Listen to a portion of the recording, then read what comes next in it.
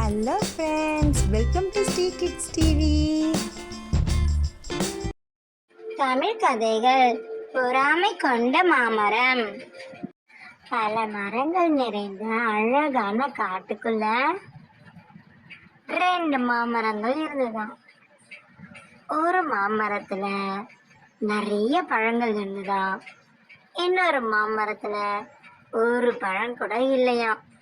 இந்த காய்க்காத மரம் நிறைய பழங்கள் இருக்க மரத்தை பார்த்து ரொம்ப பராமப்பட்டுதான். அப்போ இப்படி கேட்டுதான், அட மாமரமே, நீயும் நானும் ஒன்னா தானே வளர்ந்தோம், உன் மரத்துல மட்டும் இவ்வளவு பழங்கள் இருக்கே அப்படின்னு கேட்டுதான். அதை கேட்ட பழமரமும் சிரிச்சுக்கிட்டு, ஆமா ஆமா, என்கிட்ட நிறைய மாம்பழங்கள் இருக்கு, அதனால என்னை தேடி நிறைய குருவிகள் வருது, இது பார்க்கவே எனக்கு சந்தோஷமா இருக்கு அப்படின்னு சொல்லிச்சான். அதை கேட்ட காய்க்காத மரமும், ஆமா ஆமா, உன்கிட்ட மட்டும்தான் வராங்க, என்கிட்ட வரல, அதுக்கு என்ன பண்ண முடியும் அப்படின்னு சொல்லிச்சான்.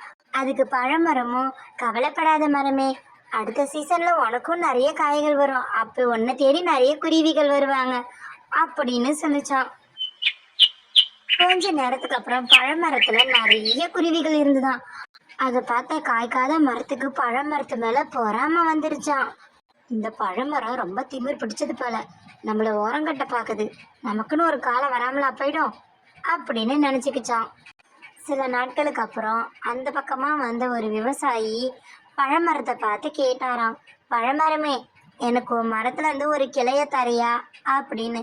அதுக்கு பழமரமும், மாட்டேன் மாட்டேன், என்கிட்ட நிறைய பழங்கள் இருக்கு, நீங்க வேணா பழங்களை எடுத்துக்கோங்கண்ணே அப்படின்னு சொல்லிச்சான். அதை கேட்ட விவசாயி வேணான்னு சொல்லிட்டு அங்கிருந்து கொஞ்சம் தூரம் போனாராம். அங்க காய்க்காத மரத்தை பார்த்தாராம். காய்க்காத மரத்தை பார்த்து கேட்டாராம், காய்க்காத மரமே, நீயாவது உங்க மரத்துல இருந்து ஒரு கிளைய எனக்கு கூடன்னு. அதை கேட்ட காய்க்காத மரமும், நான் தரேன், ஆனா ஒரே ஒரு நிபந்தனை, அதோ தெரியுது பாருங்க பழம் பழுக்கிற மாமரம், அந்த மரத்தை நீங்க வெட்டிடணும் அப்படின்னு. அதை கேட்ட விவசாயி ஆச்சரியம் அடைஞ்சானா.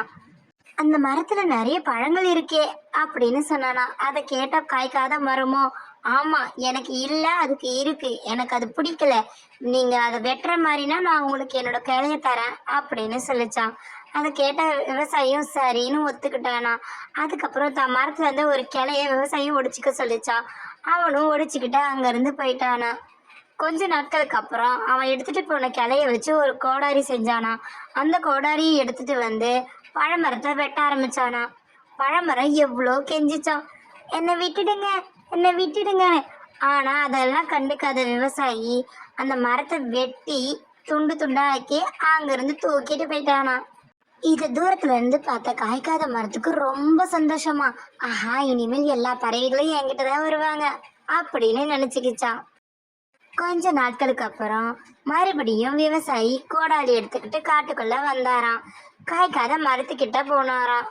காய்க்காத மரத்தை பார்த்து பேச ஆரம்பிச்சாராம், மரமே, நீ சொன்ன மாதிரியே அந்த பழமரத்தை வெட்டி வித்துட்டேன், எனக்கு அதுல நல்ல லாபம் கிடைச்சது, எனக்கு மறுபடியும் இன்னொரு மரம் வேணும், அதனால நான் உன்னை வெட்ட போறேன் அப்படின்னு சொல்லிட்டு மரத்தை வெட்ட ஆரம்பிச்சிட்டானா.